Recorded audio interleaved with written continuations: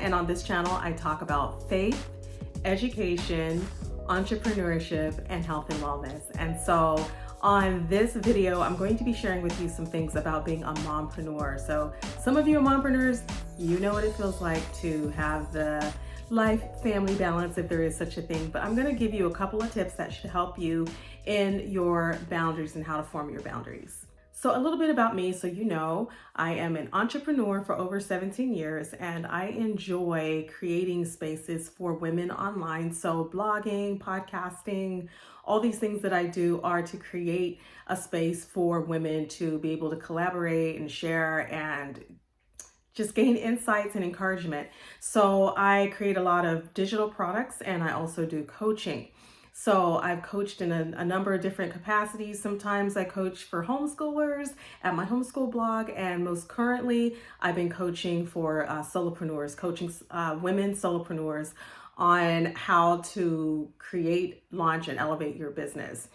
Currently, I am launching my podcast coaching, and as I do that, a couple of other things are going to be fading out into the background, but I've been able to do all of this coaching and create digital products and create a business online just because I have learned some tips about how to manage my family and manage my everyday life as a woman who not only does online business, but needs to take care of family. So I want to encourage you that you can do this, and that in order to do that, there are a couple of things that I would encourage you to do in order to keep your sense of balance in life. And the first thing is, especially if you have younger children, a lot of times moms tend to feel guilty. So I want to just help you to see that you can let go of the guilt, that there is absolutely no reason why you should feel guilty about building your business.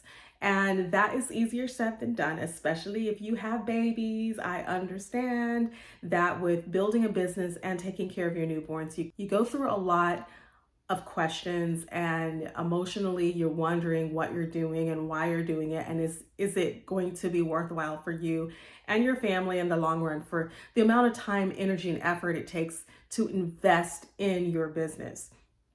And sometimes you might feel like you're taking time away from your children, especially when they're really young. I homeschooled my kids, and when they were very young, I went through the guilt because I knew that I was called to do a work and that I was supposed to be doing my online business. But at the same time, I also knew that I really wanted to be 100% there in raising my children. I was the kind of mama that they called the crunchy mom, and I was gonna be there 100% in everything natural, everything purist. And that's who I wanted to be for my babies. But I also had that dueling conflict of I also needed to be online as this solopreneur because I had businesses inside of me that needed to be out, and I needed to build those businesses. So that's where the mommy guilt conflict came in, and I started doing a lot of videos and podcast episodes about that on Mompreneurs and Heels. And that's why I started the Mompreneurs and Heels blog in 2016, because by then my kids were in middle school and late elementary school. So they had grown up quite a bit, but because I remembered that dueling conflict in my heart when they were younger, I created this concept of mompreneurs, but you're in your heels, right? So in your mind, you're living your best life. You're doing your gigs, whether you're working corporate or you're building your own business. You're in your heels in your mind, but at home you're in your slippers with your kids. So mompreneurs in heels. And I created that because I wanted to encourage women who are moms who want to be in business, that we can let go of that mommy guilt and move forward into the things that God has for us to do. So my second tip for you in being able to accomplish that is to get your children situated, because the very first thing that we as mamas want to do is to protect our kids. So sometimes we'll sacrifice our own dreams, desires, and ambitions to protect them. We put everything that we have on the shelf to protect our kids, to raise our kids properly, to invest our time with our kids, to make sure we're available and we're physically there for our children. So because we're so used to sacrificing ourselves, we sometimes forget that we can still do things even when they're home with us. For example, I homeschooled my kids, and I had to continue to remind myself that homeschooling does not mean that I cannot do the things that I want to do for myself, even though my kids are around me 24/7, right? So I highly recommend that you get your children situated, meaning that whether they're going to school, you have your space of time in your day that you can get things done. That's going to be when they're at school, right? Or if you're homeschooling, that there's a space of time in your day that you can get your work done while your kids are, even though they're at home with you. So it's getting them situated, like get them in a position where they're able to do the things that they need to do so you can do what you need to do. So whether that's them going off to school, whether that means that you're taking them to their classes and you're taking them to their play groups and you're getting them socially, emotionally well so that they have what they need, their needs are met. And then when you're doing that, you're kind of relieving the pressure from yourself so that you realize you're taking care of their needs. So now you go take care of yours. So if you get your kids situated, you're more likely to feel like you can take care of yourself. And I think a lot of mamas feel like we just want to take care of our kids, right? But if you get them situated, get them happy, get them feeling like life is good for them, they'll give mama time to do what mama needs to do. So you go what you need, do what you need to do because you've situated your children. They're in their classes, their extracurriculars, they're feeling happy about what they're doing every day, or at least they're busy and they're occupied and they're working towards the goals that they need to be working towards, whatever grade they're in or whatever they're into, that they feel like they have a life that they enjoy. So you situate your kids, then you situate yourself. Number 3, this is where you start to create a routine and a schedule for yourself. I think that boundaries are important. So not only are we talking about boundaries for our children and boundaries for us creating the mindset that we can do this, but creating boundaries for our schedules and our routines is so important. That means we're creating our boundaries for us, not necessarily yet for everybody else. That will come. But first we have to get set in our minds. This is our boundary for ourselves. So that means creating a schedule to say to ourselves, this is the time I'm working. This is my block of time from 1 to 3 o'clock, from 8 a.m. to 12 p.m., from 7:30 a.m. till 1 p.m. with the lunch break. Whatever your schedule's going to be, you need to create that for yourself. It may be different from day to day, but just so long as you know this is the time that I'm working, that I'm being productive, that I'm getting things accomplished, that I'm creating my goals and my tasks and checking off my task list, because there are so many tasks associated with running an online business. So you have to have space in your day on a continual basis, daily. I take my weekends off, of course, but have a daily plan. And so you create that schedule for yourself where you know you're going to be most productive during those hours. And then you create routines. So within your schedule, you start to create routines and systems that help you to flow better. So that's why we call it a workflow.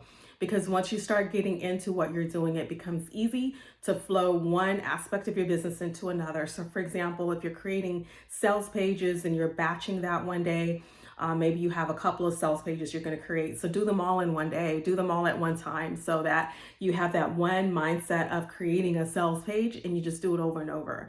For me, I have days when I record videos and I record several.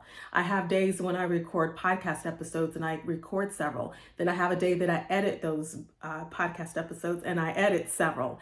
And so knowing what you need to accomplish by when, have a schedule, right? And knowing what your routine flow will look like from day to day is going to help you be so consistent, but also it's going to help you keep a boundary within your workspace and your time that you won't allow hopefully you won't allow other things to get in the way of what you're doing. So you don't want to find yourself checking your social media or find yourself over here watching a YouTube video for about 20-30 minutes when you could have been using that time that you had set aside protectively.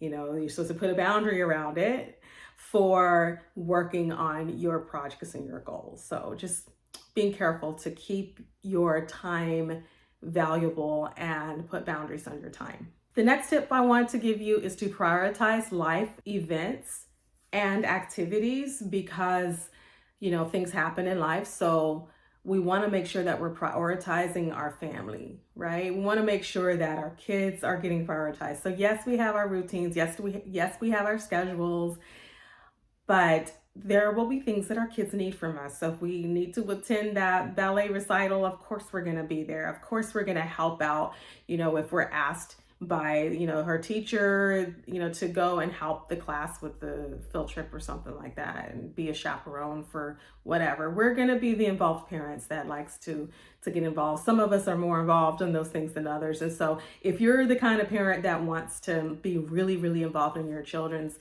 activities, then that is a priority for you. So as you prioritize that, it's going to help you feel like you have some sense of balance and boundaries in your life where you can say, this is my time for my kid, this is my time for my work. So just adding in the flavor that life brings to you and going with the flow is needful.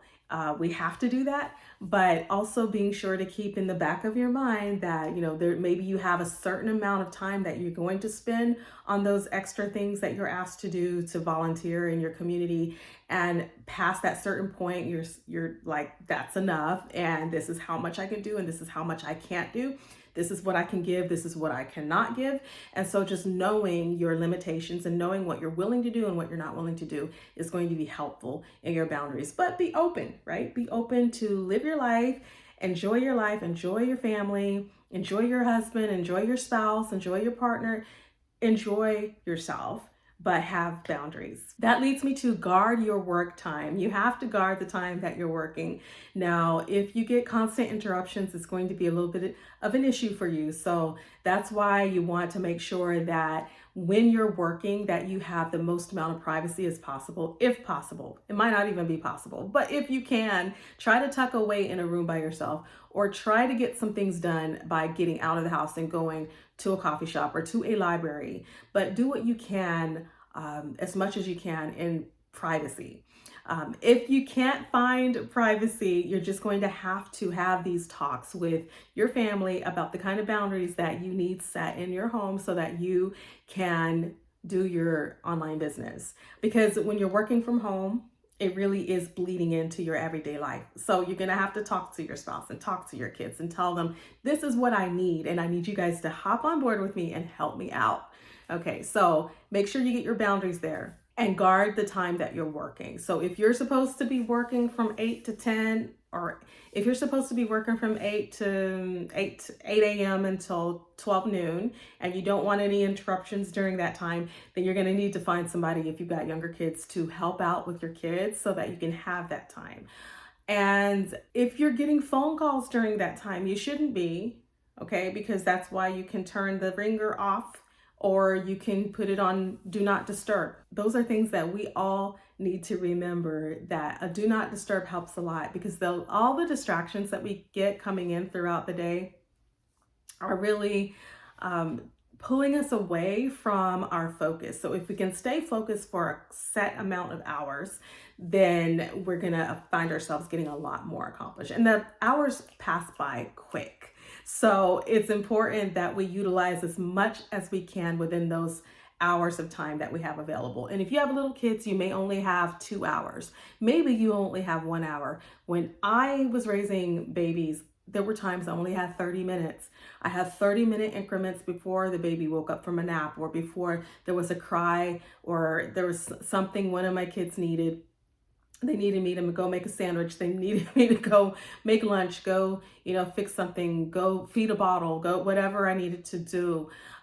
So my 30-minute increments were very short and very limited amounts of time, but I would use that time to crank out another blog post or just do whatever I could do. But I had a plan and a goal. This is what I need to accomplish in 30 minutes.